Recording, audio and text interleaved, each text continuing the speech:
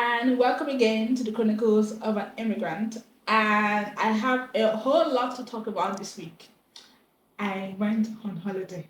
I went on holiday. I went on holiday. Oh, soft life. It was really good. And the thing about I went on holiday with a group of friends. Okay. Like there were five of them. And this group of friends, I met them through going on holidays. Cool. So, there's just group chats that you just go on and then you just take a boat. So it's okay, everybody wants to go on holiday. You don't know those girls. We're all the same age. Okay, let's do it. And then we meet ourselves on the holiday. That's my adventure. We started this thing last year. So we went to Morocco last year. And this year we went to Turkey. I went to Antalya. Lovely. Ha! You go to the beach a lot, I'm guessing. What are you talking about? Do that, obviously. Yeah. Went to the beach. And it is words cannot put together how beautiful this country is. Like it is a beautiful country. It is gorgeous. It is breathtaking. Like they have hills, mountains, beaches, but the people in Antalya are terrible. No offense. Sorry, Antalya. The customer service there needs a lot of work. Like they're just out to get your money. Need some Turkish ice cream, man. Take your ice cream. Is that why you're complaining? No, that's not it. Like imagine, like we did like a tour thing and then we were outside. I did, let me tell you before I get there, I did paragliding, I did zip lining, I jumped in the middle of the ocean. My parents don't need to hear this. I I did that. I did this thing where you do death safari where you enter. It was really fun. I had a really, really, really, really beautiful time. And yeah, as a kind of customer, so when we go out, they sell Coke, a can of Coke for €5. €5 for a can of Coke that is less than €1. It's less than €1 in the country. But because we are tourists, they sell it for us €5. That's like 500 times the price of Coke. And because I'm such a Nigerian girl that I wouldn't allow somebody to dupe me. I'm like, there's no way I'm paying this for. So the customer service there is so bad. They need to work on the customer service. But if I look at the gorgeousness of the view, no. You can't be depressed in that country. Depression. You can't be depressed because To be fair, Turkey's got a lot of stray cats and they're all like vaccinated and taken care of. So it's good to see, to be fair. Yeah, there were a lot of cats. But because I've been to Morocco, it was less cats. I've seen worse. Okay. I'll take your word for it. It was less cats. In Morocco, I don't like cats. I'm scared of cats. I'm very scared. I can't be in a room with a cat. You're scared of cats, man? I'm very scared of cats. I'm not a cat person. First. So, yeah. And all the girls I went with, they're not cat persons. They're not even dog people. They don't even like pets. To be fair, I used to be a dog person, but then my mom got a cat last year. And now I love cats. Yeah. Absolutely love cats. He's so cute. I have a friend that's invited me to her house a billion times. And one of the reasons I refused to go is because she has a cat in the house. Are you sure it's not because you don't like her? No. I'm like, no, I'm not. And she doesn't know this. But one of the reasons why I'm not gone is because I know she has a cat. Huh? And I don't want to go there. I'm like, So, yeah. But it was a beautiful holiday. And these girls, they were I'm a very, very laid back person. And I'm laid back. I'm not laid. I take things easy. I'm very easygoing. For sure. I don't put too much. I wear what I'm comfortable in. I don't do too much makeup. I'm not one of those girls with nails. I'm not a girl that's on flick. I'm not. You call me demure. But everybody's beauty standards are quite different. I'm just very easy. I'm very easy. I take this easy. But these my friends, they wake up 2 hours before we go out to do makeup, and I'm sleeping. I'm sleeping in the hotel, and they're all glammed up. They all look they look gorgeous, spectacular. They're all dressed up with all their lashes, their nails, everything off. And there's this girl going beside them with shorts. And every other person's in a flowing dress. I'm in shorts and my bikini top. And I'm like, I came to the beach. I'm not dressing up to go to. I'm not going. And then when they go outside, you know what? They just say they're hot. It's too hot. Yeah. No, it's too warm. I'm like, obviously it's too warm. Everybody's naked and you guys are all decked up in lashes and makeup. Obviously you're gonna be hot.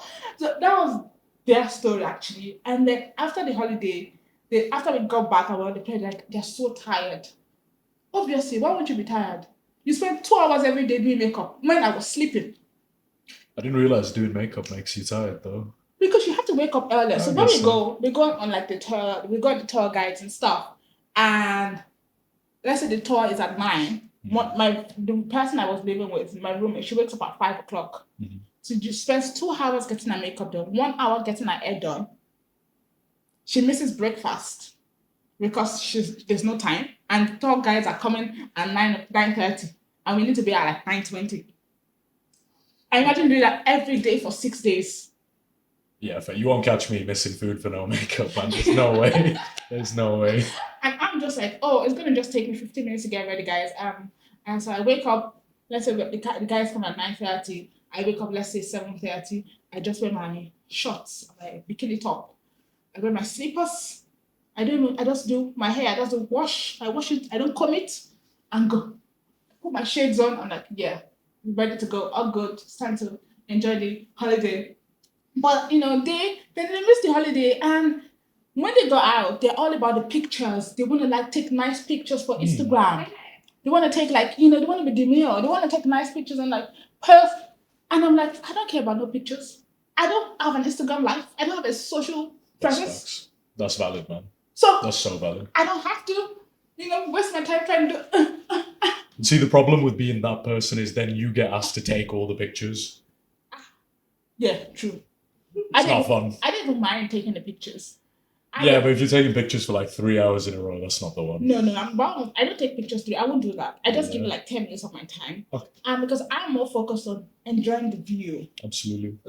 They've told me that I've lived in this country, I've embraced the culture of the British world too much. They're insulting me that I'm a Nigerian girl. I shouldn't be doing this. I should be joining them and taking pictures for the grams. But no, not me. I mean, fair enough. How is that Nigerian culture though? No, I don't they're really, really the culture, our culture, we're really, really, really very glamorous. We really like to be very planned up, yeah, no, fair enough. We don't want to be cut and fresh. That's the kind of culture that we are in. So they're all about looking glamorous, looking beautiful. And the thing about it is that I've spoken so much in this one, but the thing about it is because we're black girls, 5 black girls in Turkey, in a place filled with a lot of white people, we were really looked at. People really looked, not in a bad way, but you just stood out, do you know what I mean? And we even got to a point where people were asking to come take pictures. They wanted to take pictures with us. Wow. And I'm like, don't you think we can make money from this? Do you think we should just put a side post and say 10 euros per picture? Because this country, they want to collect our money. Let's start making money for our next trip. For sure. And so it was like that. And it was really, definitely, I'm going to do it again. The next one, we're trying to go to Qatar and Vietnam. Cool. And next trip next year. So what we do is I'll start saving £10 today, £10 tomorrow for a year until the money is complete. For sure. And then we'll go on holiday. That's all the story about holiday, guys. Antalya is a place you want to go. It's beautiful, but the girls didn't enjoy it as much as I did because they were complaining about being too hot. People were really bad, but I enjoyed it because it was. Imagine jumping in the middle of the ocean. Yeah, it was a beautiful country. So I've spoken too much. I've rambled. I'm going to go to my guests now. Enough about me. And hi. Hi. How are you? Good holiday. Sorry. I'm sure you're tired. Oh God, more. Just keep short. We've heard about your holiday nights, okay? Keep going, man. If you enjoyed your holiday that much, keep talking about it. It's all good. I can talk about it throughout this episode. This episode can be about my holiday. Amazing. Glad to be here. So what you want to introduce yourself to everybody? What's your name? Hi, I'm Manu. I've grown up in Kuwait, but I'm Indian originally. I moved to the UK in 2017 for uni, and I've been here ever since. I've been working in Manchester for 3 years now. Okay, that's nice. Loving life. Thanks for having me. Thank you for coming. We love having different people. Yes, ma'am. And this is the first time I'm meeting you, so it'll be interesting to see. Fellow lang. Are you what? Yeah, it'll be interesting to see how this episode For sure. Those- I'm sure we've had different experiences in Lancaster as well, so it'd be good to compare across, I guess. Yeah, I don't personally, I think I went to Lancaster, but I didn't go to Lancaster. I know what you mean. I was in Lancaster for 4 years. I don't think after second year, I don't think I attended a lecture. So it's pretty crazy. No, that I was- came to that induction lecture for our course, for mine and for Lowe's course, and I don't think I came to a lecture after that. So did you do your BSc in Lancaster? I did my master's in Lancaster. Okay. And because you said you were in Lancaster for 4 years. Yeah, so I did my undergrad and then my master's. Oh. So I did my undergrad and graduated in 2020, and then COVID hit, Yeah. and I kind of got stranded in Lancaster Oh. because there was no flights to and from India or Kuwait at the time. Yeah. So I just said, you know what, I might as well just do a master's while I've got the time. Oh, okay. So I what got it did you do your BSc in? My BSc was in accounting and finance. Okay. And your I'm not a master's boring was- guy, I promise. My master's was in strategic management. Oh, okay.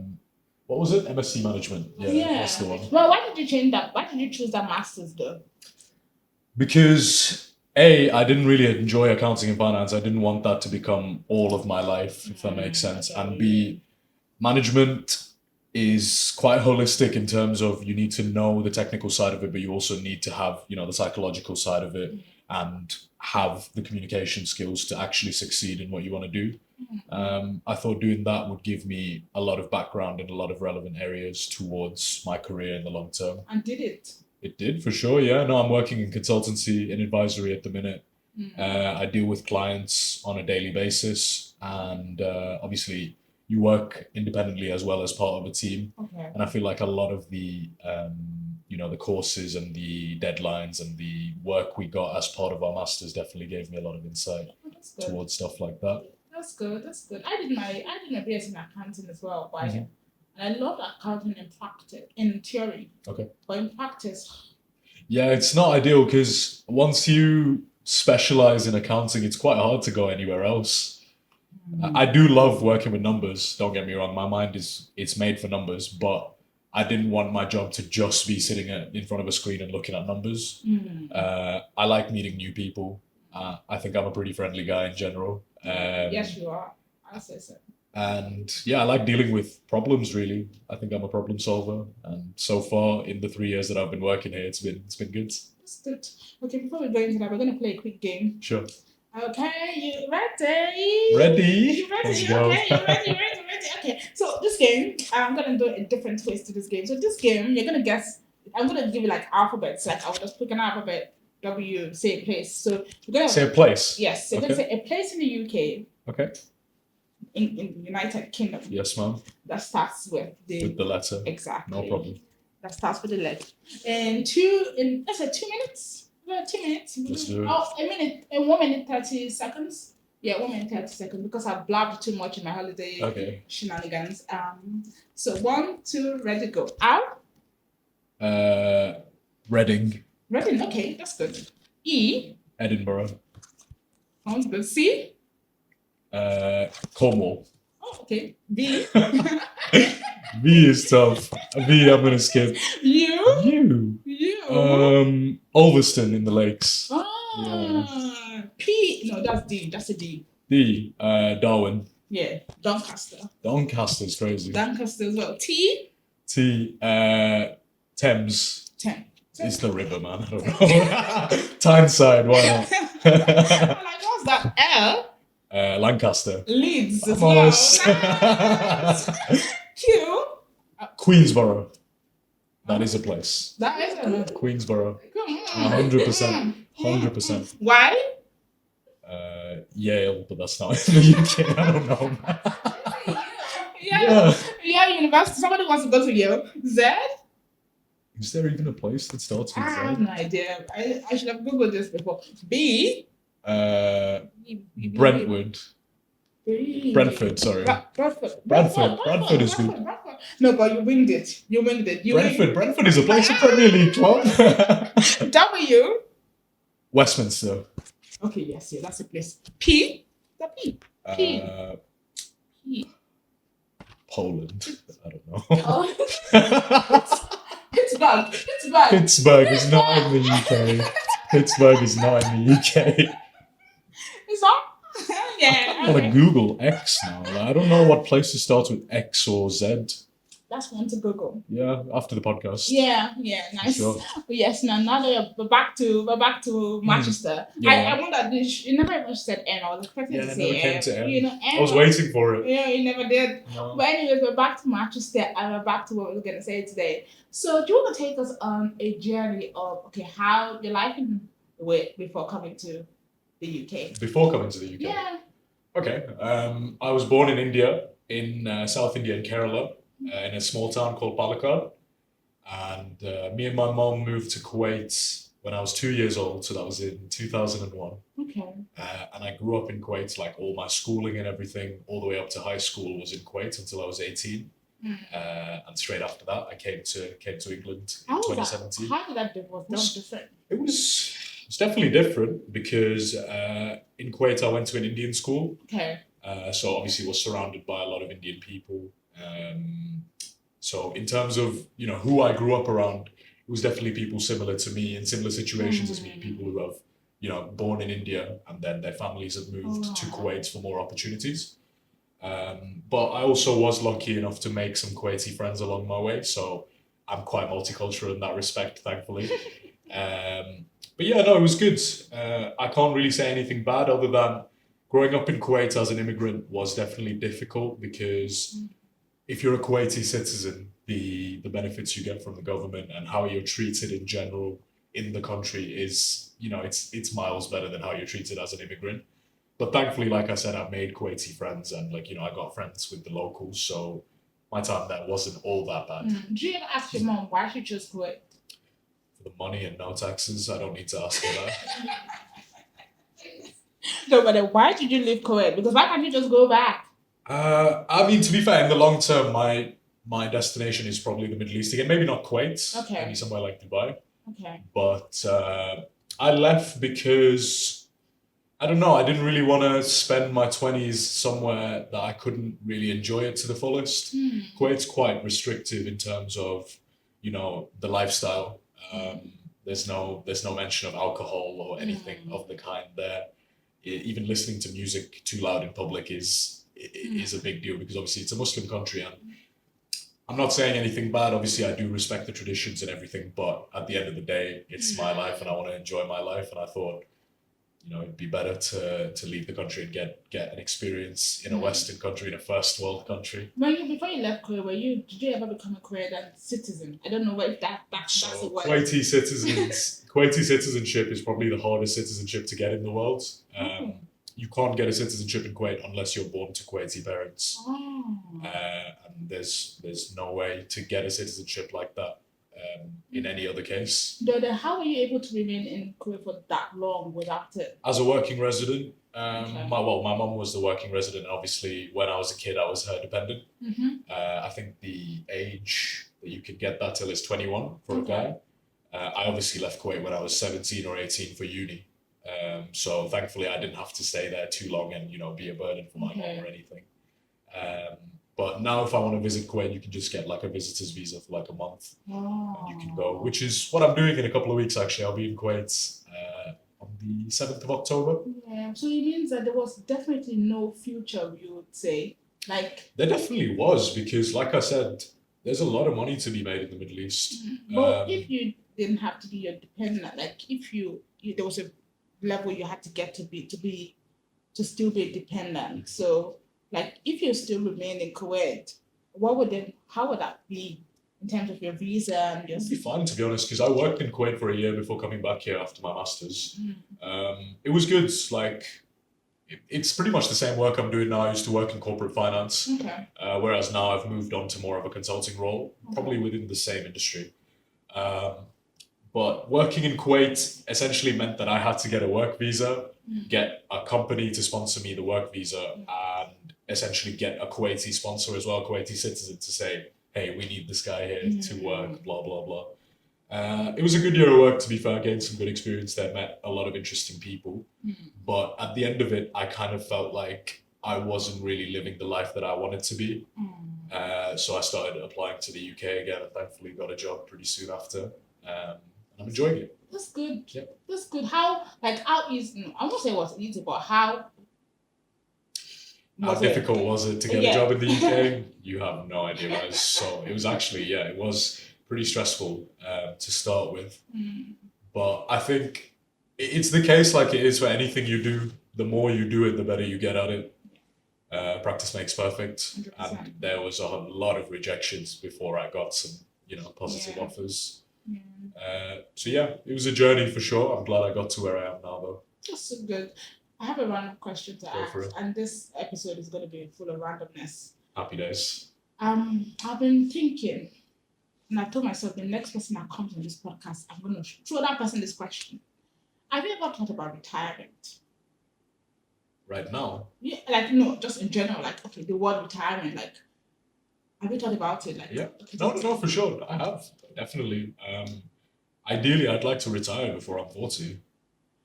Yeah, the second person I've invited on this pod, I said that. And okay, what's your plan to that?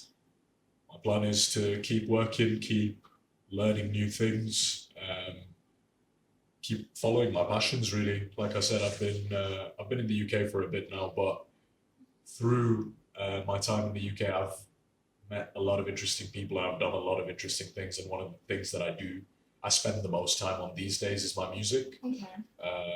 I make hip hop and R&B music. So very nice guy, interesting. And I don't know. I think the best thing you can do in your 20s right now is try to have as many assets that make you income as you can. And music for me, it's my intellectual property. Do you know what I mean? It's my creation, and I think the longer I go at it, the more music I make, the more I put it out, the better it's gonna get. And that's just passive income at the end of the day. 100%. So in your company now, pension, are you paying pension? I am a part of a pension scheme, yeah. Do you think pension is the way to go? It's a tough question. That's a very tough question. No, look, obviously pensions are great. And it's great when your company can pay in a percentage, obviously. But I don't think a pension is for everyone. I think if you have dreams to retire by a certain age, yeah, and if you think that you're kind of impatient and you wanna just speed up your retirement, essentially stop working, I think you need to put in a lot more work at the start, and then towards the end of it, when you get to like 30, 40, then you can start thinking about pension if you actually still need it. Because right now I've been thinking, I'm like, I've been asking myself the question, what the hell am I paying pension? Like, what? Because I'm so angry. I'm so angry about it. Like, I'm paying pension. I'm paying 4% of my income as pension. And my employer is paying another 4%. Only for me to find out in a few years' time that pension will be so irrelevant. Because when they started, the pension whatever in the 90s, something, when pension came to be, in that time, yes, you can say pension makes sense. But in the world we're going, whereby, okay, I put my money in pension, they're going to give me this money when I'm maybe 70. That money, is it going to be enough to sustain my lifestyle? I know what you mean. When I'm maybe 70, and in a world whereby when I'm 70, I will have to get robot maids because the physical maids will no longer exist at that time. So I need robot maids. I'm going to have to use my pension funds to buy maids that robot. I'm going to have to use my pension funds to buy cars that fly on air. I don't know about that, but yeah, okay, I know you. I see where you're coming from. We're going to get to that point. We're going to use that to buy cars that fly on air. Basically, I'm going to need more money. Absolutely. So the money that I'm putting in my pension, thinking that, okay, that is my retirement money, will not be able to sustain the lifestyle in another 50 years. Well, to me, there's two sides to this, because obviously you're paying 4%, but you're also getting a free 4% from your employer. So you're technically making free money in that situation. But you're right, in terms of inflation and everything, that money's... It's not really going to make much difference given the current rates of inflation and how the economy is going. So there are two sides to the argument. At the end of the day, it depends on what your ambitions are, I guess. Because, I don't know, if you've got stuff going on the side, like you're doing this podcast on the side. Yeah. And the more you do it, just like the more I do my music, the more money you'll make from it because the more exposure you'll get. In a salaried job, it doesn't really matter how good you are, unless you're like, ridiculously good and you're getting a promotion every year. That way your salary keeps going up. But I think for most people, a pension is definitely a good idea. You think so? 100%. I mean, we're on different school of thought because I'm rethinking. Like, I'm not saying I want to take out my money and say I'm not doing pension anymore, but I've been thinking that is a pension really, really worth it? Like, does it, like, we're on different opinions in this, but like, it doesn't really make sense to put my money in. But that 4%, if I take that 4% and stack it up and use it to buy an asset and get a return on investment for that asset, do I stand to benefit more than giving somebody 4% of my income till a particular period of time? But I think you also need to consider not everyone's going to think like you, right? Most Yeah. people like, they don't have something on the side that's making them a regular income. They have their job. Done. That's the only thing giving them money. So you're obviously going to need more money, right? Yeah. For in that situation where I'm like, at the risk of sounding a bit condescending, I'm not trying to be, but when there's no ambition to do something, to do more work on the side to better your income, I think a pension's a great thing to have, because once you're done with that job, once you have to retire, where's the money going to come from? I get that. But at the same time, I'm a very different school of thought. At the same time, I'm wondering if a lot of reliance as a pensioner, looking at people that are currently on pensions now, their pension money cannot even sustain them anymore, because some people are on pension and they were doing a good job, but now the pension is just maybe 20K a year to survive. And thereby, the more and more people rely on pensions when they're in their 70s, their 60s, and now the government is even stretching the age for you to be able to get pension. Now, the more and more people rely on that, especially immigrants, because it's so hard, relying on pension, blah blah blah. And then the more and more people rely on that pension, the more we begin to stretch on government schemes, like NHS becomes this thing, relying on government for benefits.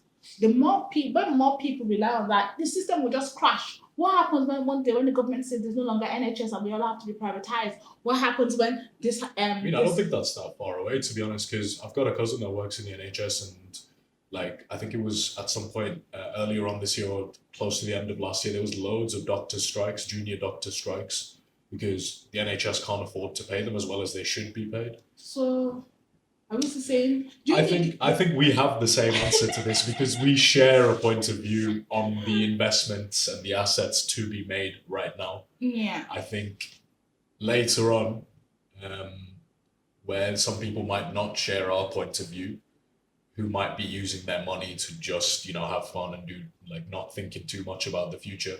For those people, I think a pension is a very good idea. Because even then, like, even if it is only 20K a year, it's still money in your pocket, man. True. If you have no other source of income, something's better than nothing, right? Valid. That's true. So, because there are a lot of immigrants at the moment, especially people that came through school, whatever, and they're our age, they're in their 20s, 30s, early 30s, no plans for the future, no plans for whatever.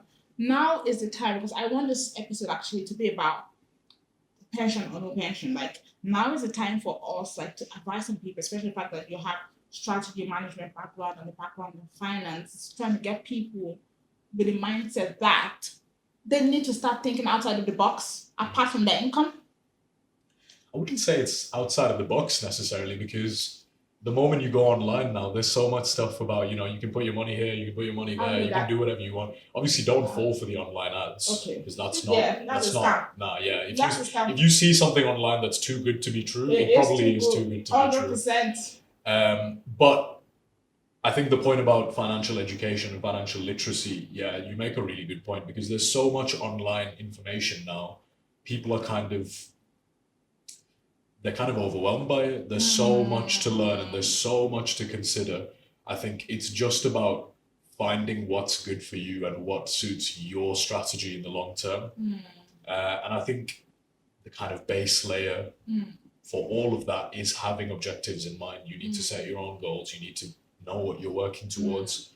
Otherwise, it's just going to be work to no destination. Do you know what I mean? Yeah. So I think it's very psychological, and as much as finance and money and all of that comes into financial education, it's about your mindset at the end of the day. 100%. So many people out there thinking that Anyways, I'll leave that for. I think the problem with me talking about finance, pension, or no pension, is because I've been reading a particular book that's been getting me all crazy. What's the book?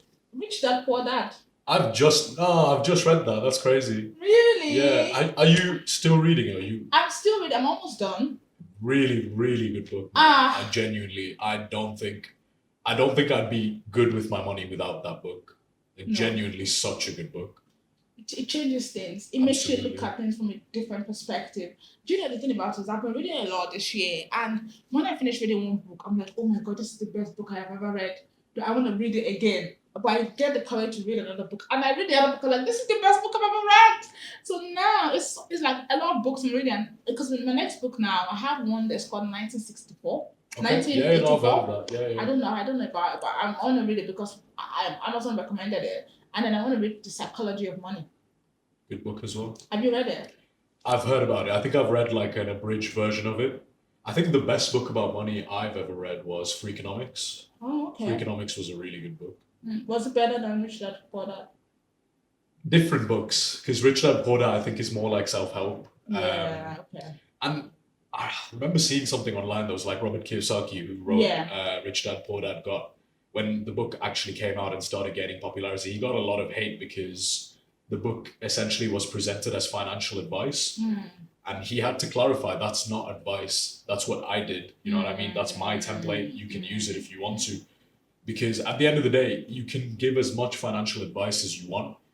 If the person in charge of their decisions can't make a decision for themselves, they're relying on, a specific set of rules or whatever, they're not going to succeed. And I think no matter how many books you read, no matter how much information you have, if you can't make a tough decision for yourself, you're going to fail. 100%. What's your advice to, you say, anyone that's been through like your life journey? And everybody has a unique life journey. I didn't really delve into your one, but like for immigrants that are out there basically listening to this, thinking like, oh, this guy is doing so well, isn't consulting, I want to be like him, because you don't know when you are, somebody wants to be there. So like, what is your advice to somebody right now who wants to take the path into consulting and is clueless as to what to do? To consulting specifically? Yeah. That's a good question. I think the main thing you need to ask yourself before you start any applications into consulting is consulting for you? Because like I said, you're dealing with a lot of different people on a daily basis with a lot of different needs. So it's all about time management, being organized and like having solutions to a lot of different problems. And I think if you've got a critical thinking kind of mindset, consulting is great. But if you can't back up your thinking with the appropriate communication, then there's no point, because the words out of your mouth are exactly like what the client is paying for every time. So if you're not able to, articulate your ideas as they come up, maybe consulting might not be the right path. Something research-based would be better in that case, I'd say. But I swear I'm not trying to be condescending at all. But yeah, no, consulting is a great field. It's just, it's not for everyone, for sure. That's all I could say. Like, yeah. Do you speak, what's the language in India? What's Hindi. that? India? Hindi. I can find one. I don't know. There's so many languages I can't keep up. What do you speak it? I do. Really frequently. Not frequently. I would say very fluently. Hindi मालूम है, फिर भी शुद्ध हिंदी नहीं है. It means I know Hindi, but it's not like perfect. Okay, that's good. Because I would have expected, because you moved into Kuwait when you were 2, maybe. To be honest, Hindi is not my main national language. I come from Kerala in South India, and our regional language is called Malayalam. Okay. I'm pretty fluent in that. Oh, I have a friend, Sachin. What's his last name? And Sadanandan. Yeah, that's crazy. That's Malayali guy, bro. You know him? I don't know him, but I can tell he's a Malayali guy. Yeah. He's my very good friend. He came on our podcast. Amazing. Yes. So it was second guest actually. Yeah, we'll have to have a joint session or something. That would be good. I'm telling you, yes. I will introduce it to Sachin. 100%. He went to University of Liverpool. Oh, cool. Yeah. How do you know him? We work together. Cool. We live in Manchester as well. Amazing. Yeah, no, I'm down to meet some Indian people for sure. And it's on Kyle. It's like, yeah, it's like when I was like, You see, we know that, yeah, okay. Ready, yeah, no, So, for sure. like, okay, so now you speak the language in Kuwait. What's the language in Kuwait? Arabic, you speak that? Again, not super fluently, but yeah. It's good to have a bit up there in many things. Well, what other languages? So I speak English, Hindi, Arabic, Malayalam, and French. Where did you pick up French from? Just from school. I learned French for like 3 years in school, and I think I was the only one in class that actually paid attention. So I managed to retain quite a lot of it. That's actually good. Thank you. I'm struggling with English. I don't think you are. You've been conducting this whole interview. It's been going well. I don't think I can add any other language to you, but yeah, that's it. So we're gonna wrap up very quickly now. And we do one thing here, but I'm gonna let follower to pour the wine glass, and you can say the my dreams are valid. So I want to ask you, what is your dream, man? That is a really tough question. It doesn't have to be crazy. It can be small, it can be big, it can be anything. I would say my dream is to be in a position where I can make my dream of retiring by 40 come true. And I think I can do it. Yes, you can. And your dreams are valid. My dreams are valid. Appreciate it. Sorry, please, when you find out how to retire at 40, please share it with me. I'll give you a detailed blueprint, don't worry. Yeah, 100%. I need to stop this hustle as fast as possible. I can't be on the streets for this long. The only advice I can give is, in your 20s, focus on the bag. Just get the bag. Make sure you're investing into good investments. Buy assets. Don't waste your money on stuff that's going to depreciate. 100%. Simple as that. And that includes a car. Yeah, oh, yes, his music. Oh, sorry, guys, sorry. Because, we talked about, Manu has a music, also my music, I don't know, I'm such a bad... music career. Music career. Yeah. Maybe hobbies. So, I've been making music for about a year now. I make hip-hop and R&B music. My stage name is BBMojo. Oh, okay, please, how did you choose that? What's that? BBMojo. Where did you get the stage name from? BBMojo? It's got a lot of different meanings, to be fair, but I think the most simple one I can give you is my birthday is the 2nd of February. Okay. 2. Second letter of the alphabet is B. Okay. And Mojo because I use music as an outlet. I'm not a huge believer in therapy and stuff. Like, I've tried it and it did not work well for me because I don't think I have the attention span for it, if I'm honest. I wasn't about to sit every day and journal and everything, and I'm sure it works for some people. It didn't work for me. Okay. But obviously I had a lot on my mind that I needed to get out somehow, and I felt like music was a good outlet. I'm pretty confident in my language and my communication. And my mom always told me I have a unique voice, and I should put it to use. You want to sing for us? Do you want to sing? Let's just give us a tip. Just sing or rap, whatever, do something. Sing? Yes, I'm sure everybody wants to hear it. Just do something freestyle. Oh, it's all that I can do not to make a little move. When I'm looking at this day, I'm gonna need a parachute. Fly me from Kuwait as I'm dropping off this plane. I'm so much fucking higher when I'm looking at your face, girl. Nice. Thanks. Nice. Unreleased, yeah? You got some unreleased there. Do you want to do something as regards to my dreams about it for our fans, Just quickly do a freestyle. One little theme song. Yes, for our podcast. Just freestyle my dreams about it, the Chronicles of an Immigrant, my dreams about it. You can choose it. You can do anything you like. Just give us some freestyle. Okay. I don't know how much I can base it on my dreams of valid. Let's Yo, Mo. Mo, do more. This is my freestyle, cause I got the beat down. Gotta shout the brothers and the fam and the weed now. Beat bound by these raucous street sounds coming up fresh in the game. Bangers inbound, uncrowned, king up in the kitchen, but my head ain't heavy. Game of cat and mouse, I'm just trying to be like Jerry. Never fear the what, but I still stay wary. Got Sylvester looking kinda scared of this canary. This our podcast has to blow because we have presidents, We have music producers and musicians in the house. Oh God, no. We've had 2 presidents in the house. No way. Yeah, people that want to be presidents actually. Like Donald Trump. Yeah, that kind of president. Yeah. You had Donald Trump sitting here. Not Donald Trump, but people that are going to be Donald Trump one day. Ready. So when Donald Trump will just release the episode, pop again to the world, like, we know this person. This person came to our podcast before this person was president. We knew it. We knew it. This is a state of manifestation. Anybody that sits on this chair, whatever they say their dreams are, it has a way of manifesting. Absolutely. We just don't know yet, but it's gonna happen. No, I look forward to being part of this again. This was fun. Yes. I appreciate you guys having me. Coming. Thank you. Guys, yeah. So this episode we talked about my long holiday. Oh God. If you leave only me, I will tell you from the beginning to the end of this holiday for the next 30 minutes. So we did that. We talked about pension or no pension, and we had the beautiful answer Manu. Sorry, apologies. I think I'm pretty beautiful too. I'm beautiful. Okay. It's beautiful. It's answer. Okay. He sang a song for us, and it was a beautiful song. Where can they catch your music, man? Say that again. Like, well, is that Spotify? Oh, I'm on Spotify, Apple Music, YouTube. Just search BBMojo and you'll find me. You'll find it. And also, as you're searching that, also click on like, subscribe, comment. What else? Everything. Share with your friends. Show some love. Please.